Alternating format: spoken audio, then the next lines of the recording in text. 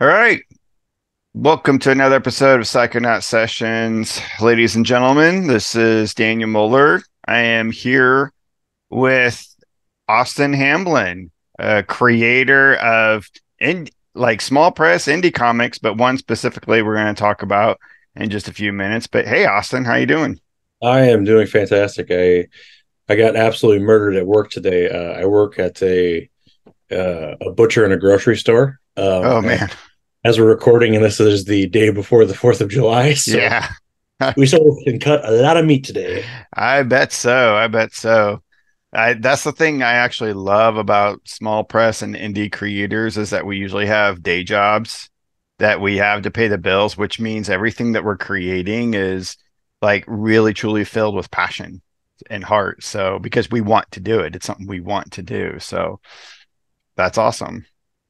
Oh no, totally. That's the thing. It's like it's like it always boils down to me. It's like how bad do you want it? And it's like, like I worked a 10-hour shift today. I'm doing this podcast with you, and I'm still gonna be doing some writing tonight Yep. because I love it. Yep. Same. I'm with you. Yeah. Work full time during the day and then got my drawing table there that I hit my that's my second job in the evening. So that's totally cool. So yeah, one of the main books that we're going to hit at today is called Big Guns Stupid Rednecks, and we're going to talk about that in a minute. But kind of let me know where you got your start in creating comics. Did you always feel like that you were a comic creator at heart, or like even since you were young, or is it like a recent development? Oh yeah, it was since I was young. I kind of like had like a weird path into comics, but like once as a reader, but once I found them, I was hooked. My first comics that I started reading were I was reading Bongo titles, so like Simpsons and Futurama because I liked those cartoons as a Oh, kid. fun. But then what really like sunk me in is I was kind of like a reluctant reader, but in reality, what it was is no one had ever taken the time to help me find something that I wanted to read. Hmm. And then once that happened, I was in, and my uncle would always give us a gift card to like Barnes and Nobles every year for Christmas. And so one year he gave me one, and I was like, well, I'll buy comics because that's not real reading. And I ended up with Marvel Masterworks Volume One, Fantastic Four, the original Nice. Stan Lee, Jack Kirby stuff. And yeah, that was done. That was it. It was love at first sight from there. Not Nice. that those Bongo comics weren't good, but they weren't the Yeah. original Fantastic Four good. Right. Right. Where were you like in the height of your collecting? What was your main jam that you were focusing on? Oh man, I was definitely a Wednesday warrior, like even before I could drive. My dad is Farmer Joe. Like he farmed and he worked at John Deere, but he always like supported me. He didn't understand it, but he always would take me to the comic shop, and he would make sure I had money for comics. And I was a big Image guy. And anything, it was like anything Image put out, like I liked Hack Slash, I like The Walking Dead. Gosh, let me just look at my shelf behind me. So you were Sprint. kind of a later Image newcomer, like oncomer, like so Yeah, yeah. like And we're I talking went like back early and 2000s. yep, Chew was a big one for me. And then I did go back and I read all the original stuff. And of all the original Image books, Savage Dragon's got to be my favorite. Yeah, yeah. Most people agree that's usually the only one of worth during that time frame. One that held A lot up of for cool art, but right. story wise. So why did you lean more towards writing rather than drawing or whatnot, or do you do both? And like who are your major influences as a writer? Yeah, so I had tried to draw, and it was just, like I think, people will always be like, well, like it's a skill that you can learn, drawing. And I agree. However, I think that there's like an initial little spark that you have to have like artistically. And I'm like, if you don't have that, then you can't build on it. And I just don't have that. I've tried, and it's just not something that I can do. I have actually drawn some comics though. The best advice I was ever given early on was by my comic book dad, Phil Hester, and he read one of my scripts and he's like, "Hey, he's like, you think that this works in your head, but he goes, try and draw it. Just try and draw it." And I Mhm. did. I tried to draw it, and I realized like, oh, like this doesn't work. And I started drawing some of my own comics, and it changed the way that I thought about writing them. And Mhm. it was the best advice I ever got. And then years later, I did 6 issues of autobiographical comics called "Smile If You Farted," and they're all in stick figures. And crudely drawn and hand lettered by myself, very much Harvey Pekar style, except for there wasn't some brilliant artist to take my drawings and make them awesome. It's just my crappy stick figures. That's awesome, though. It's cool. Love it. Yeah, Love it. So you call Phil Hester your comic dad? yeah. So like I'm located in Iowa, and I'm about like an hour and a half north of where he is. And I met him when I was 10 years old, and I didn't know who he was at the time. I just knew that he was somebody who made comics for a living, and I had never met someone who made comics for a living before. And eventually, I would meet or like see him at all the like I got older and I would go to all the cons I could in the Midwest, and I would always see him. And we got on a first name basis. And when I started creating comics, he was like he would help me out. And the reason that I call him my comics dad is because he has 2 children. One is a year older than me, one is a year younger than me. Neither of them are interested in comics at all. Like just not even in the slightest. And then like for me, like my parents were supportive, but they just don't, that's not a thing for them. It never was, it never will be. And so he like took me under his wing. He's been my mentor for like probably like the past 3 years. I've been his assistant, doing stuff for him. And actually, over last weekend, I just went to a con with him in Omaha. We were just in Omaha last weekend and had a great time. He is not only a fantastic writer and artist, but he's one of the best people that I know. He's one of the best humans that I know, Yeah. period, comics or otherwise. Well, he's definitely a great comics creator. I actually met him very briefly a couple of years ago at Planet Comic Con. I had a table there. And what's interesting is, I mean, I always liked Phil Hester, but I also have this like love for 80s black and white books. If you watch my channel, you know I'm kind of obsessed with them.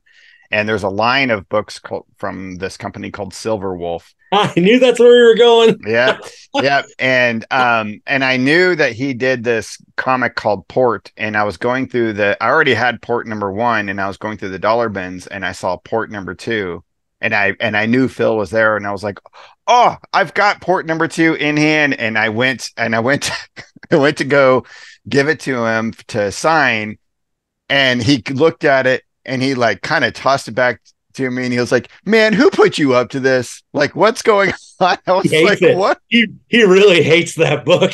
That's what I found out. And apparently, I wasn't the first one. I was not the first one that What day the that was fuck? bringing him Port Comics.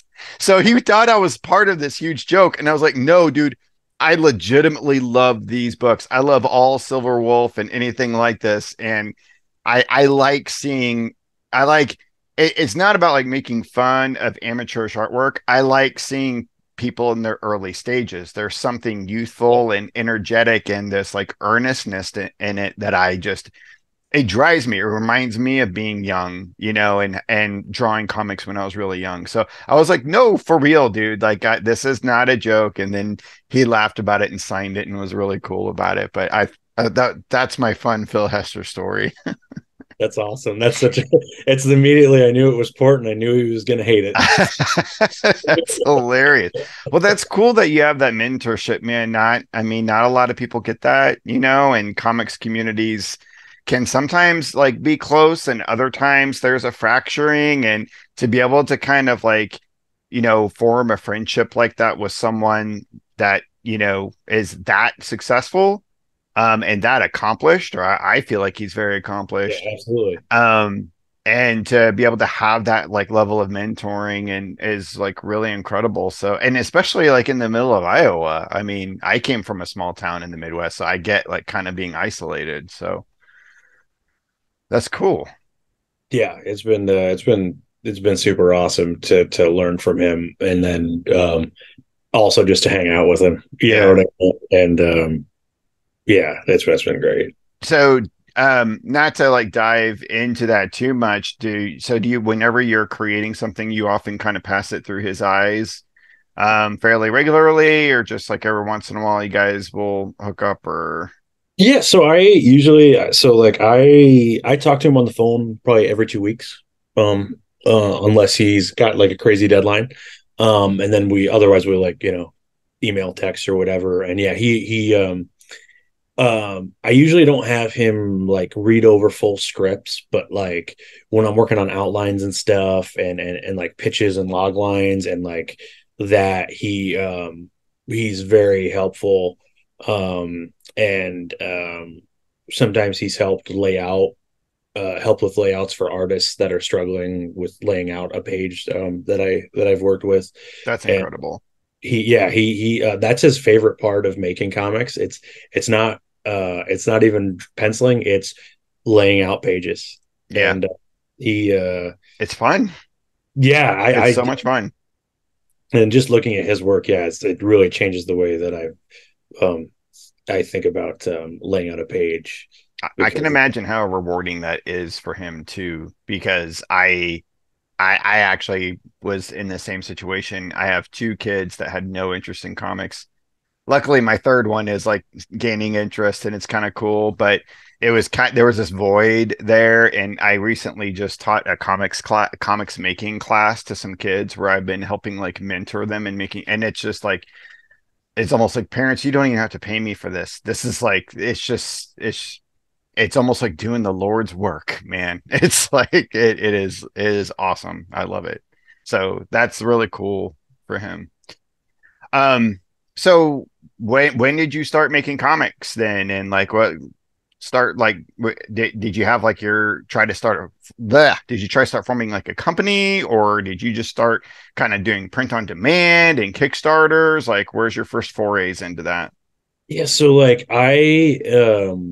like I've always been like a DIY guy, and it's always been like, hey, nobody can stop you from doing this, right? Yep. That's the best part about it. And so I got my first self-published book of comics. It was all short comics. It was called The Trial Run, a very fitting name. I came out 2 months after I turned 18.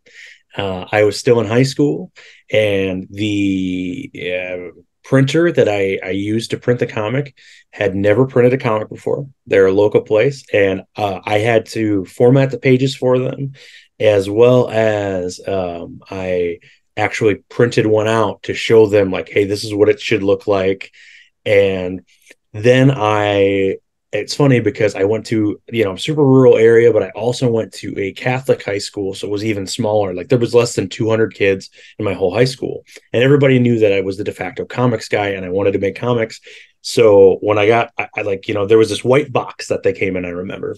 And when I finally got them, I was just in between classes. I was walking the hallways and people were handing me money and I was handing people comics. And it wasn't just students, it was teachers, it was janitors, it was everybody. Whoa.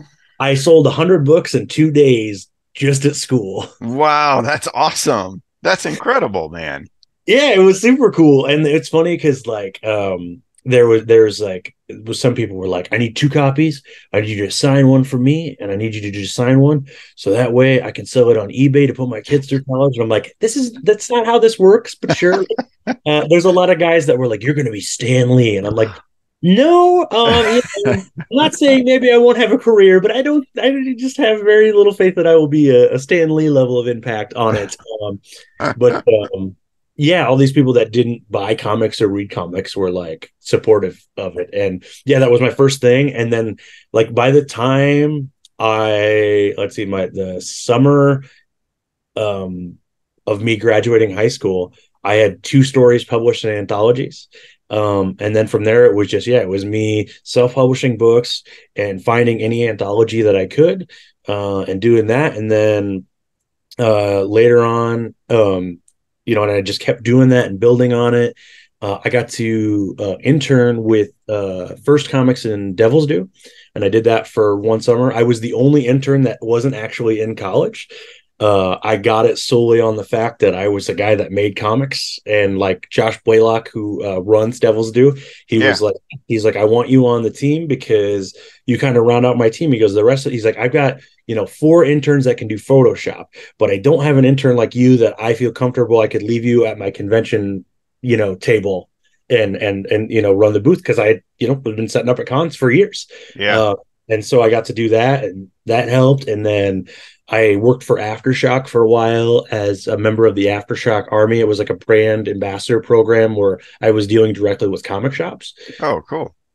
So I did that, and then eventually that led me. I got to do a short story in an anthology at Image, which was the lead-in story called "Big Gun Stupid Rednecks," which ended up being this mini series, which we are here talking about tonight. Cool. Cool. Yeah. Awesome. Actually, we are published together in Wizard number two. So we both have segments in that book, in that magazine. Magazine. Oh yeah, Yeah. that's a brick. Yeah. Yeah. I still haven't gotten through all the stories in it actually. So but it's a that was a cool project for sure. Yeah, I was super excited. Yeah, the you know, we won't go into the demise of it, but cartoonist kayfabe was such a great thing. Yeah. I discovered a lot of creators that I like. I would have never read any Charles Burns work. I would have never read any Daniel Klaus work. You know, and I just got to learn a lot about comics and found a bunch of creators and comics that I wouldn't have otherwise. And so for that, I am eternally grateful. Yeah, that's definitely the legacy of that channel, is the community that was created out of it, and we're all just like this huge family. It's really cool. So speaking of which, do you have a pretty solid community there? You mentioned like the Omaha Con from this Yeah. past weekend. So is that part of like the comics community, local comics community for you that you're a part of, or Yeah, so it's like there's like maybe 10 guys in Iowa that make comics, and I know them all. And but we're all spread all over the map. I live near Waterloo, you know, then there's people by Iowa City, there's the Des Moines people. Um, but like, yeah, I am friends with every one of those creators in Iowa. I feel like the if I would say I was part of like a larger community, it's the Kansas City community, because there are so many creators and pros down in Kansas City area. And like Planet is my favorite con to go to, Mhm. because there's all these locals that are there every year, and then they always bring in, you know, fantastic guests on top of that. And I'm just as close to Chicago as I am Kansas City, but like I hate driving downtown Chicago, and it's so much more expensive. Yeah, And KC barbecue over deep dish, I will take that any yeah, day of the week. Nothing wrong with deep dish, but I like that meat. yeah. And so yeah, so like guys like Andy Parks, I'm real close with, and you know, like John Lucas, and you know, I know he lives in Arkansas, but I consider him a part of that Kansas City community. There's a lot of guys. There's like Jim LaFood, Yeah, Buster Moody, Carl Strom, yeah. just a Oh, lot of really great creators. We're really lucky here in Kansas City, actually. So it's really cool. Well, let's get into Big Guns and Stupid Rednecks. So this is a really fun book, dude. This is a tons of fun. So where did the concept come from? How did it get seeded? And let's get into it a little bit. so I love Mojo from X-Men, or Mojo World, Mojo Verse, whatever you want to, you know, Yes, call I'm it. with you. I'm with you. I always thought it was awesome. Yep. Just such a cool idea. And I also really enjoy War World for DC. That's which Hmm. isn't as cool as Mojo, but still very cool. Um, and this is kind of my twist on that. And the reason specifically for rednecks is because I am surrounded by rednecks and have been surrounded by rednecks my entire life. The one that I tell people is okay. So you know, King of the Hill, right? There's you know the four of them are always in the alley drinking beer, right? Right. Every day when I would walk home from school when I was in middle school, there was four guys. One was sitting on a lawnmower, another three, and they were drinking beers. and I used to walk by that every day on my way home from school. You know, I am there. There's a country music song that says, "I'm the son of a third generation farmer," and I am a son of a third generation farmer. And just yeah, like my closest friend in high school, he builds toy tractors, and takes commissions for toy tractors. And you know, I used to hang out with these rednecks and their jacked up trucks, and I used to chew tobacco with them, which is disgusting to think now, but something that I used to do. And so like I love rednecks, and I think some people would probably read this and be like, well, I think you really hate rednecks. And it's like, no, I hate closed-minded people. And I think a lot of the times rednecks and closed-minded people get lumped together, which isn't always is. Like, to me, rednecks are real salt of the earth people. They are hard workers. They play hard, and they would give you the shirt off their back. Yep. Yeah. Yeah. Yeah, dude, I grew up in a small town in the Ozarks. I completely like I read this and I could see how some people would read this and be like, "Oh man, he's really making fun of rednecks," but I didn't like feel that at all. Like it was just like this is just bad. I imagine every redneck that reads this would love this book. I think so too. That's what 100%. yeah. They would absolutely dig it.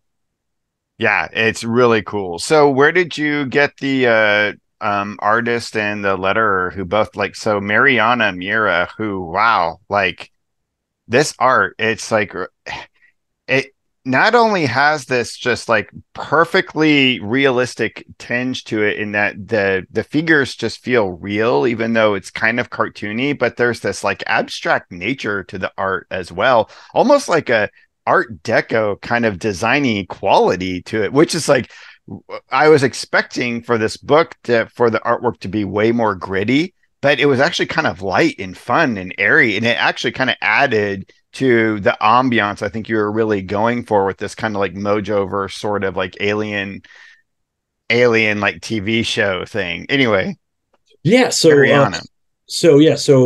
original, the original 7-page lead-in story to this was published at Top Cow okay, in an anthology, and it was one of those things where they paired me with an artist. I didn't have like it was going to be my thing that I owned, but I was getting paired with someone. I had tried to pitch them Eric Gapster, who's a local Iowa guy who's currently doing a bunch of stuff at Marvel. And he's a close friend of mine, and I was like, oh, this would be perfect. I can work on this with him, get him in on a schedule. And it didn't work out. And then I was trying for them to hire Ryan Kelly because I love Ryan Kelly. He's a Minnesota guy. I'm a big fan of his work. Didn't work out, but they ended up hiring this guy named Donnie Tran, and he was fantastic. However, when time went to pitch this, he was just not available to do it. It's kind of a weird explanation, but I owned all the rights to it. Even though we had done it together at Top Cow, it was still a thing that I owned. And so I had pitched it to Band of Bards with that original 7-page lead-in, and I didn't actually have an artist attached to the project. So what happened is I pitched to Bards, and Bards was like, yeah, because I had already written, I had a pitch package ready for a 3-issue mini, and Bards was like, yeah, we would love to do this with you. And then literally I did like an open call on Twitter, and I was like, I've got this wacky sci-fi book. I have a publisher for it. I need an artist, and I got a decent amount of replies, and talking to her, we just clicked for whatever reason. And I'm like, I think she would like knock this out of the park. And she absolutely did. She's a SCAD alumni. And she is down in Brazil. Not sure exactly where down there, but that was how I got hooked up with her. And yeah, we just were like simpatico on this. And the letters are done by my friend John Ira Thomas, who he's a local guy in Iowa, and cool. He's been self-publishing comics since the 90s.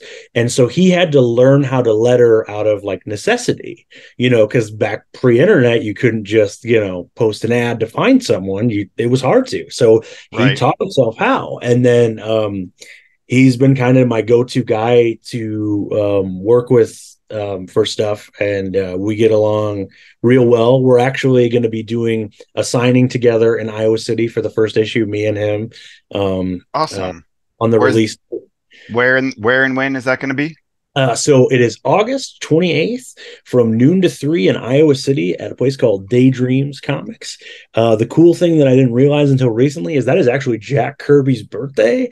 So like I think that's kind of cool that like my first thing through in Diamond through a big publisher or whatever is coming out issue number 1, Jack Kirby's birthday. That's just kind of cool because I feel like Jack would have dug this book. Yeah. Oh, yeah. That's awesome, dude. So August 28th, anybody who's I actually am going to be up in Iowa for a wedding sometime in the end of August. I can't remember quite when. So that would be really cool if it aligned and I With could that come lineup, see. yeah. That would be really neat. So yeah, that's amazing. So Mariana's work is just very unique. I was very impressed by it. So looks like so far we have first issue and you're being distributed through Diamond. Yeah. So that's awesome. So Band of Bards, I don't really know too much about them as a publisher. It looks like they were founded in 2021. Yep, yeah. And they've been uh, going through Diamond for about the past 2 years. So they're a pretty smaller company. They're based out of Buffalo. Um, They and they look like they have like not like a ton of titles out, which is really nice. So they are probably pretty attentive to their creators at this point, is what I would imagine. yeah, it's been cool. Because like I had a great experience at Top Cow, but the thing at Top Cow was every now and then it's like you get passed to this person, you get passed to this person, you get passed to this person. You know what I mean? Oh, this person's now in charge of the project. This person's now in charge of the project. Whatever. But with like a smaller company like this, it's like I'm constantly in communications with the same people. Right. So About everything. they give you like pretty much all the creative control that you want, or do you have an editor that you're working with pretty heavily? Yeah, so I had an editor for the book. His name's Chuck Satterley. He did a comic called 13 Steps at Image. And also did he's written some Planet or not, I'm sorry, some King Kong comics for Marcosia and some other stuff. He actually did this book with Norm Brayfogle, the name of the book is escaping me, but other than Batman, it's the most issues he's ever done of a comic or like one comic. Really? And of Bitter Souls. There we go. Oh, That's what. nice. Um, and Chuck did the editing, but Chuck was more and it was funny because like most of like when I after the first issue, most of the notes were like, "Hey, are you going to cover this in the second issue?" And I was like, "Yes, I am." And then so he was pretty much just like proofreading and like just making sure that there was a payoff to to things that I'm setting up. And so yeah, it was all me. And yeah, Bards was just I mean they of course looked over to make sure I wasn't doing something terrible, not even creatively, but just sprouting some propaganda or anything like that. Right, right, And right. Yeah.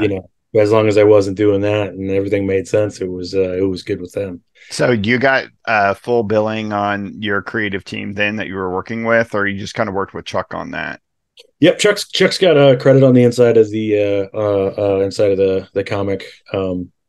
I don't know if he's listed on the Diamond previews, but yeah, inside the first issue, he's yeah. Sweet, sweet. So that's like totally awesome. Everybody needs to, or is it still available to pre-order through Diamond right now? Not through Diamond, but however, it is still available on. You can get the first issue through Band of Bard's website directly. Okay, awesome. Really cool. Well, I love the story. I love the dynamic between the two brothers and the one brother trying to find the other. I don't want to give too much away because I want everybody to be able to like read it, but it's pretty cool because like the cover, of course, you're kind of hit with like this is going to be fucking crazy zany, but you spoke of salt of the earth and like the first like few pages are very very salt of the earth. It's just this guy walking around like trying to find his brother and meeting people and talking with people. And it's very it's very down to earth. It's very like I was like, this is not as crazy as I thought it was going to be. There's some kind of nuance and like thought pacing into this. And then boom, like then we get into the otherworldly kind of just wild nonstop action, the color everywhere, just in like incredible stuff. So really love the almost Wizard of Oz effect that the book has. Yeah, it was kind of like it's kind of like a flipping of a coin. Like you're looking at heads, and then out of nowhere, boom, it's tails. Yeah, yeah, yeah. Really love it. So did when you pitched this to your publisher, did you only just pitch like the first issue, or did you pitch like a whole series and you've got it all planned out? And is it limited? Is it ongoing? What did they say that they could promise to you or if you can get into that, like what Yeah. your plans are? So the pitch that I had sent them had um, 3 issues outlined. So it was, I know, and it's so funny because, like, 3 issue miniseries. Who does that? Everybody does at least 4, but that's just how it kind of worked for this. And I didn't go insanely in depth, but they were just kind of one paragraphs of what each issue was about. And then they asked me, to go a little more in depth on that, which then I, did like full outlines for, issues 2 and 3. And then after that, they were like, cool. And that's how it worked. There are 3 22-page issues. And each issue has 2 covers. I'm not like super keen on variant covers because they almost destroyed comics in the 90s, but that's a Yeah. whole other thing. However, doing 2 covers does boost sales, so it was highly recommended to me by them to do it. And so it was fun to have some other people kind of dip their feet in this weird universe and get to draw it. So it was definitely worth it just to see those. Yeah. So where are you at in terms of issue 2? So everything is done right now. So Oh, yeah. okay.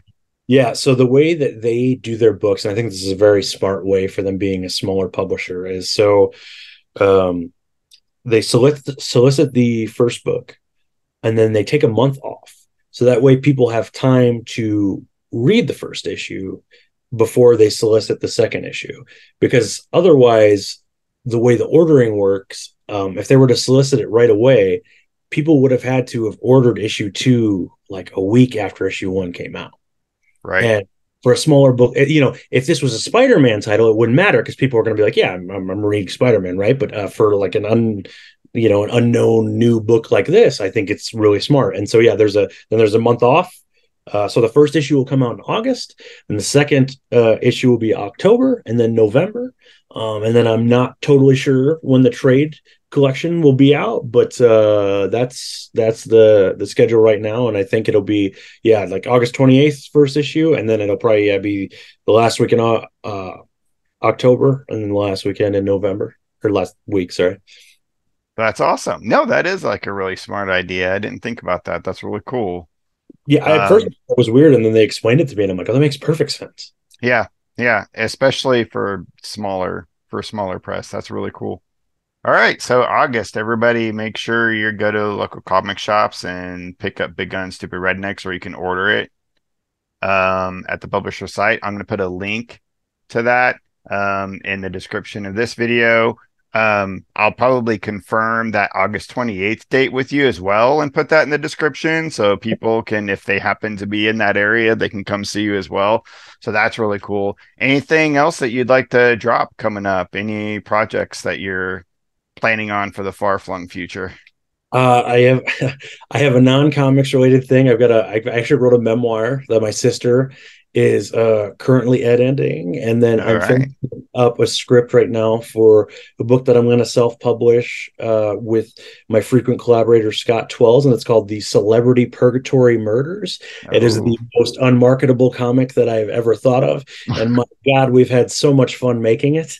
So we're going to put it out ourselves, whether that be Kickstarter or whatever. We're not totally sure yet, but going to finish the script on that this week, and those are the main things that I can talk about right now, and got some other stuff that hasn't fully been ironed out that can't quite talk about yet. But yeah, always trying new stuff, and yeah, just got to keep going forward, you know. Well, that's awesome, man. Well, I didn't really have any connection with you before this landed in my lap, and I really enjoyed it. I had a lot of fun with it, so I'm going to be a pretty consistent follower of your work from here on out. I do think you are a solid storyteller, so I can't wait for this to be out in the world. Some really cool stuff, man. Thank you. That means a lot. So, Well, hey, I'd love to have you on again sometime. Whenever your second issue, third issue, or that trade comes out. Once I get like a physical issue in hand, maybe we can kind of like walk through it together or that something would be super on the fun. channel and kind of talk through the nuances of the artwork and the pacing of the story. That might be kind of fun, but just whatever you're open to in the future. Oh yeah, that sounds super fun. I love stuff like that. I love behind the scenes stuff. So Oh like, yeah, yeah, absolutely. All right. Well, in that case, thanks a ton. Thanks, ladies and gentlemen, for being a part of this. Again, you'll find Austin and all the links of where you can find him. And find Big Guns and Stupid Rednecks. I'll have that in the description. I have my own stuff too, but go out and buy Austin's first. So thanks a ton, everyone. Stay safe out there and keep it psycho.